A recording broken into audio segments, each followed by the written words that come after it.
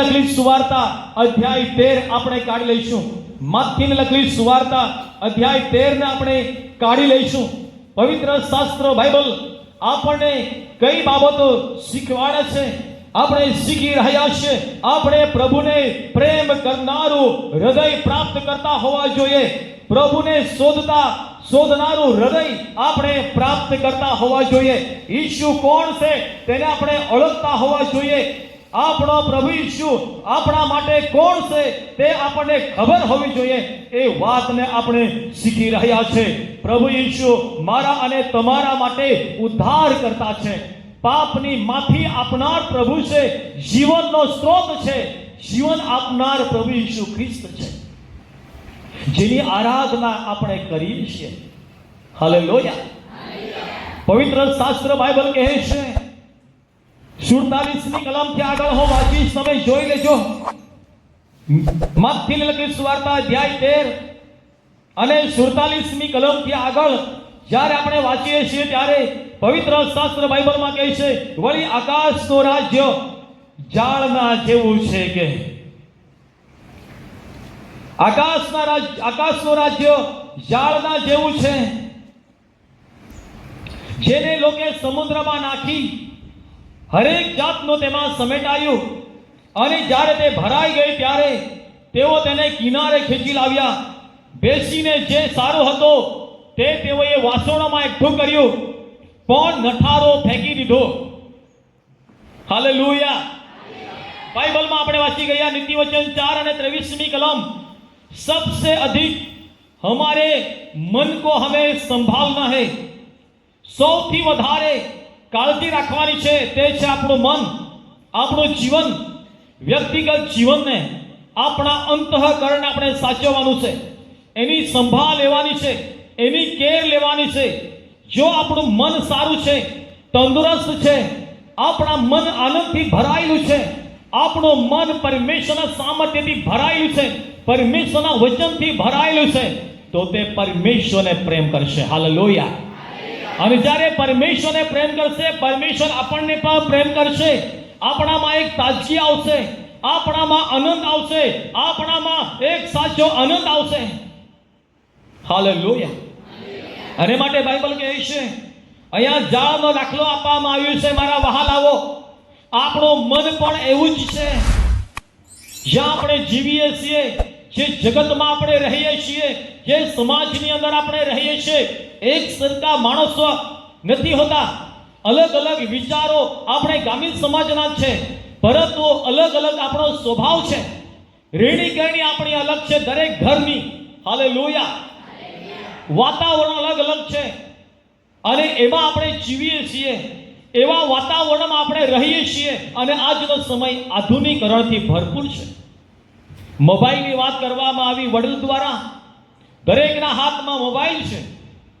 પ્રિય અલગ અલગ જાતનું તેમાં આવે છે, પણ શું લેવાનું છે આપણે? અહીંયા બતાવે છે આપણો આકાશનું રાજ્ય પરમેશ્વર જ્યાં રહે છે એક ઝાડ જેવું છે. આપણું મન પણ એક ઝાડની સમાન છે, આપણું જીવન પણ એક ઝાડની સમાન છે. ઝાડ સમુદ્રમાં નાખવામાં આવી, ભરાઈ ગઈ, નાખનારા કિનારા પર ખેંચી લાવ્યા, અનેક જાતનું તેમાં સમેટાયું હતું. પણ બાઇબલ એવું કહે છે, જે સારું હતું તે તેઓએ વાસણોમાં મૂક્યું અને નઠારું ફેંકી દીધું. આપણા હૃદયની અંદર પરમેશ્વરના વચનોને લાવીએ. હાલેલુયા. આપણા હૃદયમાં પ્રેમ હોવો જોઈએ પરમેશ્વરનો. આપણા હૃદયમાં પરમેશ્વરના વચનો હોવા જોઈએ. આપણો હૃદય પ્રાર્થનાથી ભરપૂર હોવું જોઈએ. આપણે પ્રાર્થના કરતા હોવા જોઈએ. આપણું જીવન પરમેશ્વરને પ્રેમ કરતું હોવું જોઈએ. આપણા જીવન અંદર પવિત્રતા હોવી જોઈએ, જે પરમેશ્વરને ગમે છે અને પરમેશ્વર તેને પસંદ કરે છે, જેના દ્વારા આપણા હૃદયની આપણે સંભાળ રાખી શકીએ છીએ. जो अच्छा है वो हमारे मन में लेना है, और जो अच्छा नहीं है उसको फेंकना है. दोनों चीजें हमें साथ में नहीं रख सकते. हालेलुया. બંને વસ્તુ આપણે એક વાસણમાં રાખી શકતા નથી, નહીં રાખી શકીએ. કચરો છે તેને કચરા પેટીમાં નાખીએ છીએ, અને દાણા છે તે આપણા વાસણમાં આપણે મૂકીએ છીએ. સ્વાભાવિક છે, આ વચન આપણને ઘણું બધું શીખવાડે છે. બાઇબલ કહે છે જાળ ભરાઈ ગઈ, કિનારે ખેંચી લાવ્યા, બેસીને તેઓએ વિભાગો પાડ્યા. સારું હતું તે વાસણમાં મૂક્યું, નઠારું હતું તે ફેંકી દીધું. એમ જ જગતને અંતે પણ થશે. દૂતો આવીને ન્યાયીઓમાંથી ભૂંડાને જુદા પાડશે અને તેઓને બળતી ભઠ્ઠીમાં ફેંકી દેશે. ત્યાં રડવું અને દાંત પીસવું થશે. અને એ માટે આજના સમયે પવિત્ર શાસ્ત્ર બાઇબલના વચનને હું તમારી આગળ લઈ આવવા માંગુ છું. સૌથી વધારે આપણા મનને સંભાળ લઈએ. જે જગતમાં રહીએ છીએ, અનેક જાતની વાતો આપણે આજુબાજુમાં થયા કરે છે, અનેક જાતના વિચારો આપણે આગળ મુકાયા કરે છે, અનેક જાતના સ્વભાવો આપણી આગળ ઠલવાયા કરે છે. તેમાંથી સારું છે તેને ગ્રહણ કરો. હાલેલુયા. અને જે તમારા મનને નુકસાન કરે છે, તમારા મનને પ્રભુથી દૂર લઈ જાય છે, આત્મિક જીવનથી તમને બહાર લઈ જાય છે, એવી વાતોથી તમે બચી જાઓ.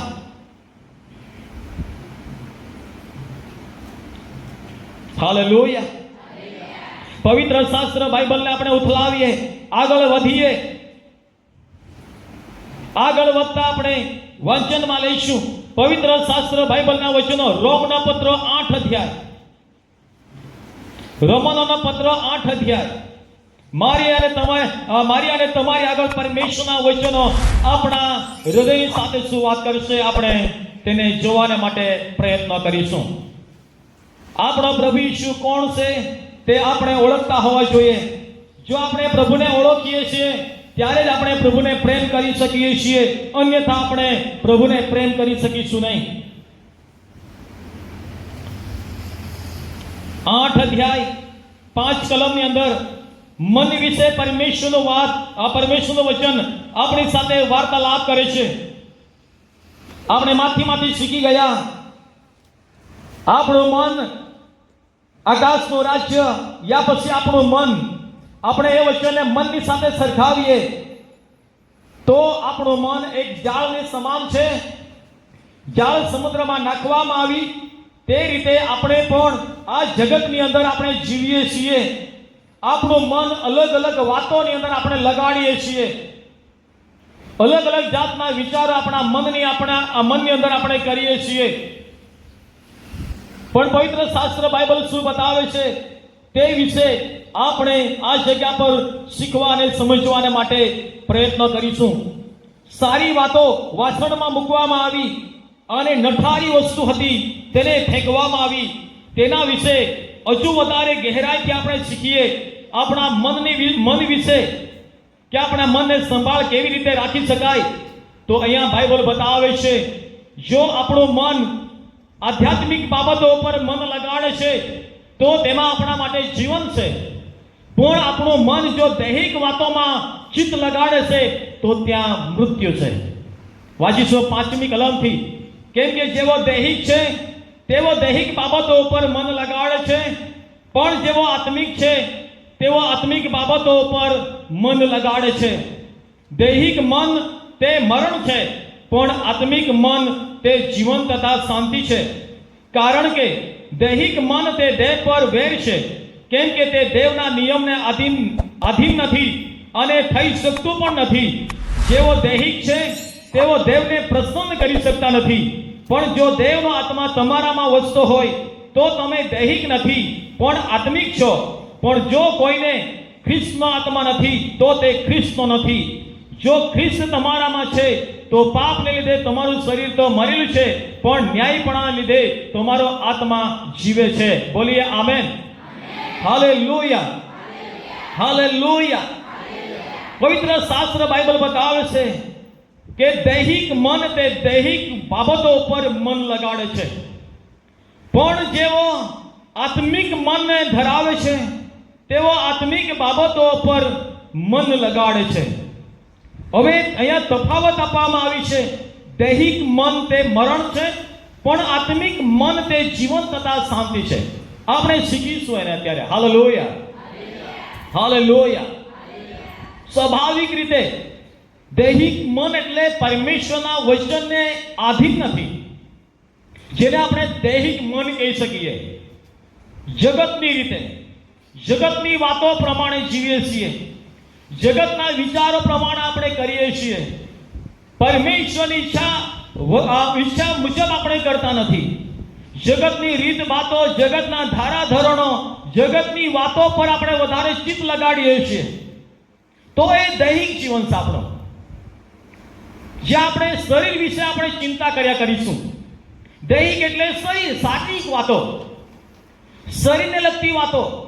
હા, જરૂરી છે આપણા દેહને ટકાડવા માટે આપણને ખોરાકની જરૂર છે, પાણીની જરૂર છે, દેહના રક્ષણ માટે કપડાની જરૂર છે, અનેક જાતની વસ્તુઓ આપણે જરૂર છે. આપણને ઘરની જરૂર છે, નોકરીની જરૂર છે, આપણા જીવનની ચીજ વસ્તુઓની જરૂર છે આપણા શરીરને ટકાવવા માટે.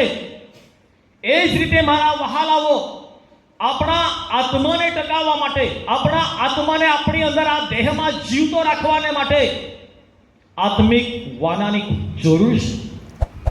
Hallelujah, hallelujah. શરીરને માટે બધું કંઈ જરૂરી છે. આપણને પાણી જરૂર છે, ખોરાક જરૂર છે, કપડાની જરૂર છે, નાણાંની જરૂર છે, ઓ પ્રિય આપણા ઘરની જરૂર છે, નોકરી ધંધાની જરૂર છે, ખેતીવાડીની જરૂર છે, કામ કરવાની જરૂર છે, ધંધો કરવાની જરૂર છે.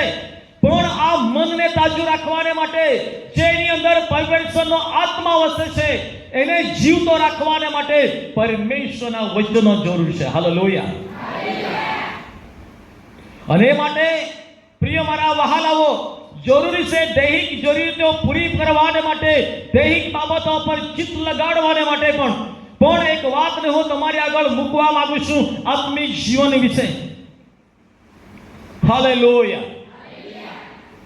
આત્મિક દૈહિક જીવન એટલે પરમેશ્વરના વચન વગર પ્રાર્થના નથી, ત્યાં વચન નથી, પરમેશ્વરનો પ્રેમ નથી, પરમેશ્વરની સાથે સંગત નથી, તેને આપણે કહીએ દૈહિક મન. હાલેલુયા. તેને આપણે કહીએ છીએ દૈહિક મન.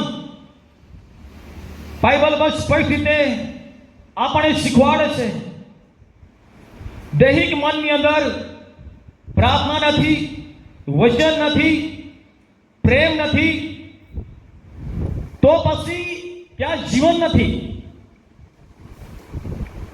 હાલેલુયા. ત્યાં શું નથી? જીવન છે, પણ જીવન કયું જીવન નથી? આત્મિક જીવન નથી ત્યાં. અને માટે અહીંયા તફાવત આપે છે. દૈહિક મન તે મરણ છે. એ વાતો આપણને મરણ તરફ ખેંચી રહી છે. હવે એને વધારે આપણે સમજીએ તો યોહાનને લખેલી સુવાર્તાની અંદર 11મા અધ્યાયની અંદર પ્રભુએ એક વાત કરી છે, પુનરુત્થાન તથા જીવન હું છું. અહીંયા રમણના પત્ર 8મા અધ્યાયની અંદર પણ એ વાતને 11મી કલમમાં વર્ણન કરવામાં આવી છે. જેણે ઈસુને મોયેલામાંથી ઉઠાડ્યો, તેનો આત્મા જો તમારામાં વસતો હોય, તો જેણે ખ્રિસ્ત ઈસુને મોયેલામાંથી ઉઠાડ્યો, તે તમારામાં વસનાર પોતાના આત્માની મારફતે તમારા મર્ત્ય શરીરને પણ સજીવન કરશે. હાલેલુયા.